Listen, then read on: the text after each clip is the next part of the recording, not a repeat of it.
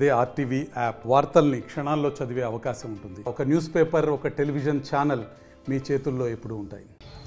మన శ్రీశైలం పుణ్యక్షేత్రంలో శ్రీ మల్లికార్జున స్వామి అమ్మవారి ఆశీస్సులతో నంద్యాల పోలీస్ యంత్రాంగం మొత్తం మన హానరబుల్ సీఎం గారి ఆదేశాలపైన రాష్ట్ర మంత్రివర్గాలు అంతా ఇక్కడ మినిస్టర్లు వచ్చి రివ్యూ మీటింగ్ పెట్టి జిల్లా యంత్రాంగాన్నంతా ఒక తాటిపై తెచ్చి ప్రతి డిపార్ట్మెంట్కు ఆదేశాలు ఇచ్చి ఈసారి మహాశివరాత్రి ఉత్సవాలు ప్రశాంతంగా జరగాలి, భక్తులు ఎక్కడ కూడా చిన్న లోటు జరగకుండా ఇబ్బంది కలగకుండా చూసుకోవాలని మన హానరబుల్ సీఎం గారు ఆదేశించడంతో వారి యొక్క ఆదేశాలపైన మా రాష్ట్ర DGP sir, additional DG sir, మా Kurnool DIG sir, Nandyal SP sir, మా Kurnool SP sir Vikrant Patel sir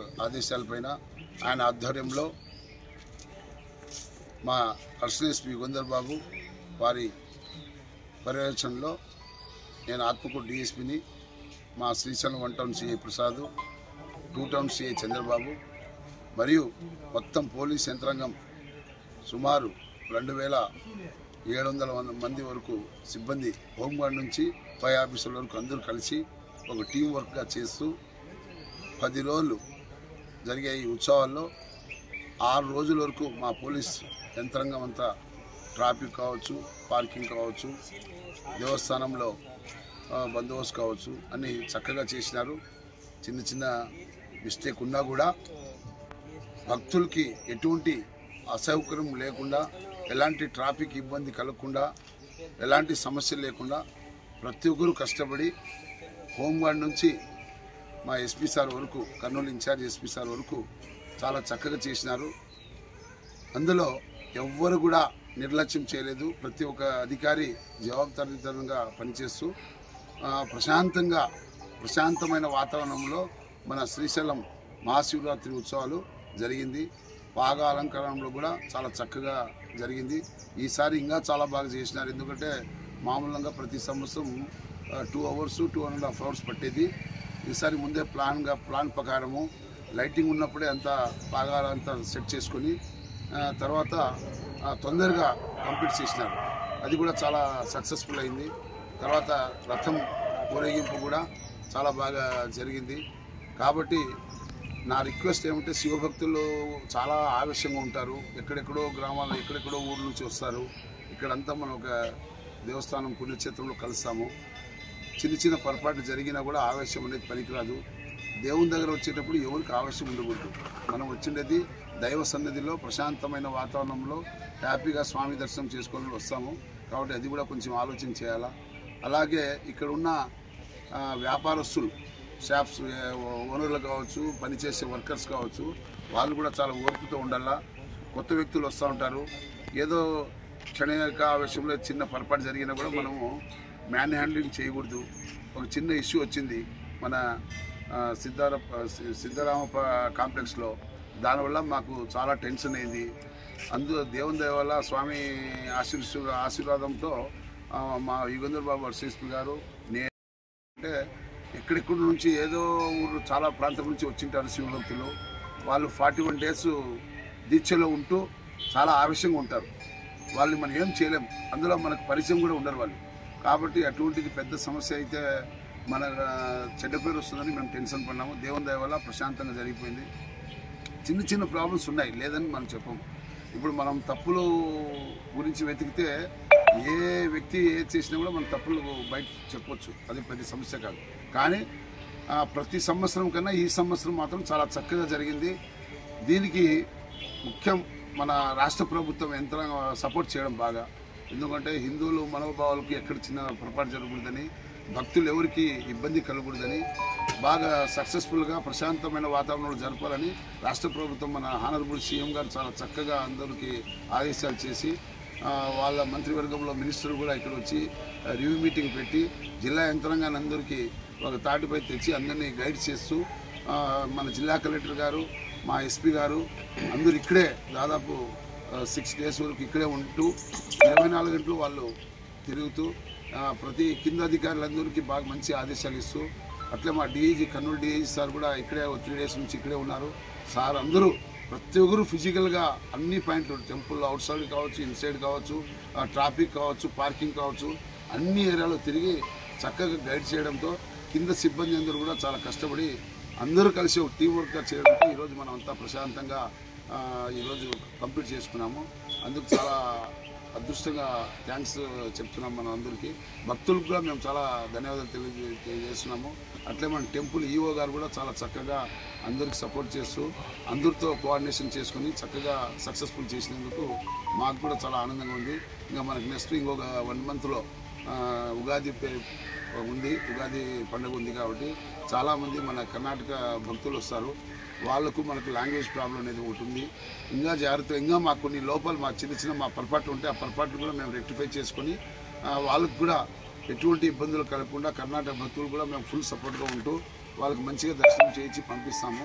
కాకపోతే ఇక్కడ వ్యాపారస్తులు నేను రిక్వెస్ట్ చేసేది ఒకటే, వేరే ప్రాంతం నుంచి వచ్చే వాళ్ళకి మనం గౌరవించాలి. వాళ్ళు మన ఏరియాకి వచ్చినారు, మన ఏరియాకి వచ్చినప్పుడు మనం ఆవేశపడడం కరెక్ట్ కాదు.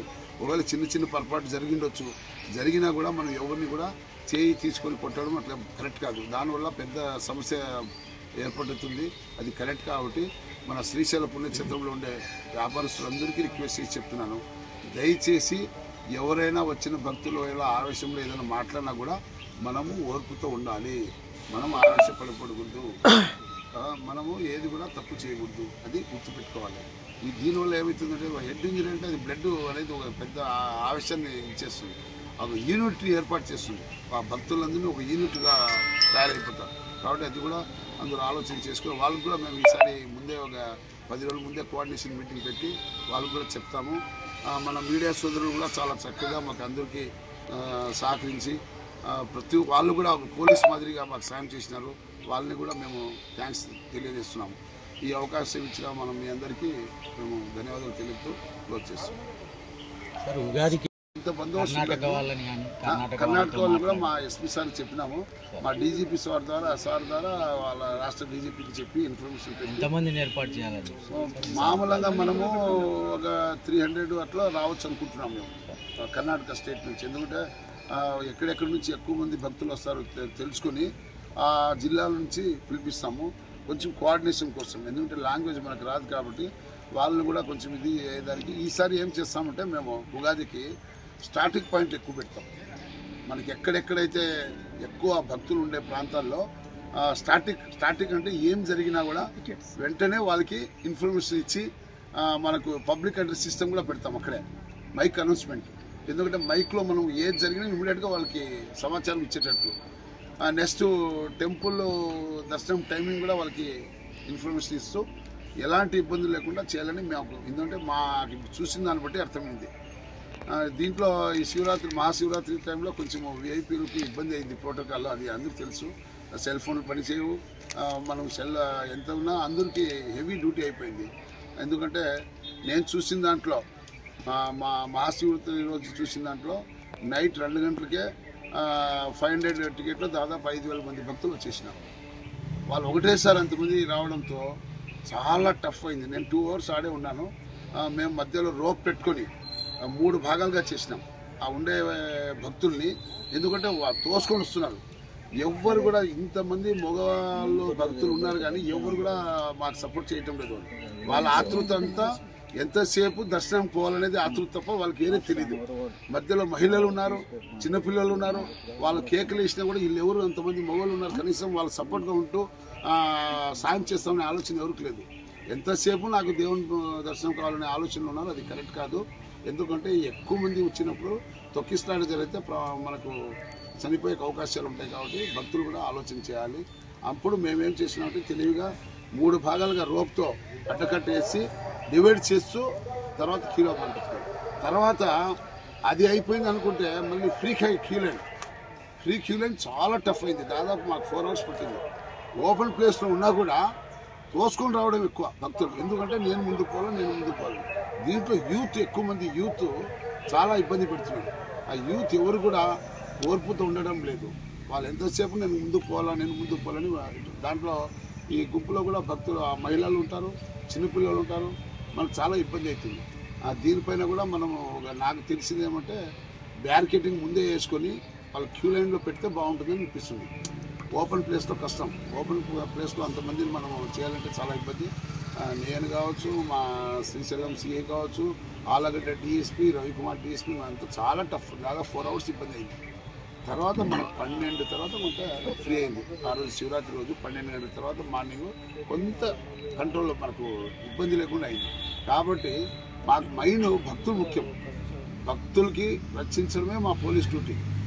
అదర్ మనకేం ఇది లేదు. ఎందుకంటే ఏ చిన్న పొరపాటు జరిగినా మనకు పెద్ద చెడ్డ పేరు వస్తుంది. అది దృష్టి పెట్టుకుని మా ఎస్పీ గారు అదే అన్నారు, మీ ఉద్యోగం అంతా భక్తులు కాపాడడమే. మనం వాళ్ళు ఎవరో తెలియక ఏదైనా ఆవేశం ఏదైనా మాట్లాడినా కూడా మనం ఓర్పుతో ఉండి పోలీస్ డిపార్ట్మెంటు వాళ్ళని మనం గైడ్ చేస్తూ ప్రశాంతమైన వాతావరణంలో పండుగ జరపాలనేది మా ఎస్పీ గారి ఆదేశం. మా కర్నూలు ఎస్పీ గారికి మేము చాలా థ్యాంక్స్ చెప్తున్నాం. ఎందుకంటే చాలా చక్కగా ఒక టీమ్ లీడర్గా ఉంటూ ఆయన స్వయంగా దగ్గరే ఉంటూ ప్రతిదీ కంట్రోల్ రూమ్లో కూర్చొని ప్రతి వాళ్ళని గైడ్ చేసినాడు. ఏ ఆఫీసర్ ఏ ఉద్యోగం చేయాలి, ఏం చేయాలి, ఎట్లా చేయాలనేది టెంపుల్ ఇన్ సైడ్ కావచ్చు, అవుట్ సైడ్ అన్నీ చాలా చక్కగా గైడ్ చేసి మా ఎస్పీ గారు మాకు ఒక టీమ్ లీడర్గా ఉంటూ అందరినీ టీం వర్క్ చేస్తూ సక్సెస్ఫుల్ చేసేదానికి కారణం మా ఎస్పీ, కర్నూలు ఎస్పీ గారు. కాబట్టి మేము మా ఆత్మకూరు సబ్ డివిజన్ తరఫున మా కర్నూలు ఎస్పీ సార్ని ధన్యవాదాలు తెలియజేస్తున్నాము. అట్లే మా ఎస్పీ యుగంధర్ బాబు సార్ కూడా చాలా చక్కగా ఆయనే ఫీల్డ్ వర్క్లో ఉంటూ సొంతంగా ఫిజికల్గా ఉంటూ ప్రతి ప్లేస్ విజిట్ చేస్తూ అందరినీ చక్కగా టోల్గేట్ బ్లాక్లో చేయడంతో అందరూ దీంట్లో నేను గొప్ప నువ్వు గొప్ప ఏం లేదు, ప్రతి డిపార్ట్మెంట్ అందరూ యొక్క యూనిట్తో టీం వర్క్తో సక్సెస్ఫుల్ అయిందని నేను అనుకుంటున్నాను. నాకు దీంట్లో ఎవరిపైన మనం గొప్ప అనేది చెప్పలేదు, ప్రతి ఒక్కరు చేసినారు, ప్రతి ఒక్క ఎవరు పాత్ర వాడు పోషించినారు, అది మనం అందరూ సక్సెస్ అయినాం. అది మన శ్రీశైలం మల్లికార్జున స్వామి అమ్మవారు ఆశీస్సులతో సక్సెస్ అయినామని మేము అనుకుంటున్నాం. మీ అందరికీ కూడా మేము నమస్కారం తెలియజేస్తున్నాం. మరిన్ని వీడియోస్ కోసం ఛానల్ ని సబ్స్క్రైబ్ చేయండి, లేటెస్ట్ అప్డేట్స్ కోసం వాట్సాప్ ఛానల్ ని ఫాలో చేయండి అండ్ లింక్ డిస్క్రిప్షన్ లో ఉంది.